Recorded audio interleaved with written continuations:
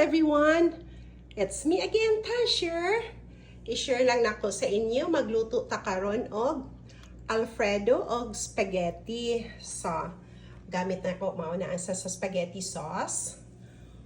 Og sa Alfredo sauce, mo ni ang ground beef. Mao na hitsura sa ground beef kay la tanan akong mga karne or unsa pa din ha, i-blanch yun ako, i-blanch na ako tubig para na sa spaghetti niya. Garlic og onions niya, portobello mushroom, broccoli para ni siya Alfredo niya. Ang noodles nako mauni ang duha ka klase nga noodles kay ako ang mga anak gustog ang duha ka anak gustog ingani nga noodles, ang isa gustog ingon ang duha ingon ana. Mauning duha nga ako ang lutuon kay ang isa ang duha gustog white sauce, ang duha pod gusto pod og red sauce. So mauna unya plus ang akong pinakaamo si Daddy, my hubby, gusto og Alfredo. So maunang ingon ana ang ako ang lutuon kay ilaha maning gusto ilaha maning kanon basta ganahan sila. So magsugod na taog luto. Butter para ni sa spaghetti kani sa Alfredo.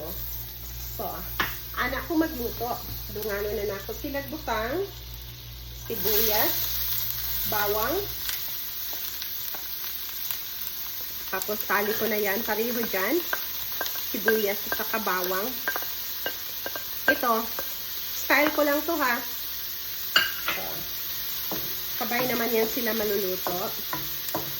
So, ganyan lang siya.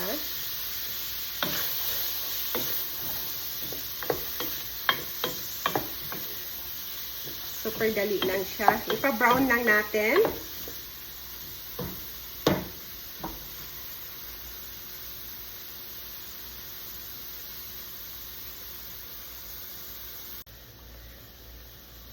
I-add na to ang paminta. So, ako walang measurement. Basta tsansya lang yung sa akin. And, sabay na sila. Tapos, Italian seasoning, hubusin ko na yan kasi konti lang naman, at saka basil.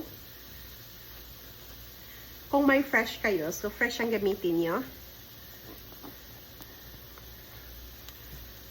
Lagyan din natin ito ng basil and dagdagan pa natin ng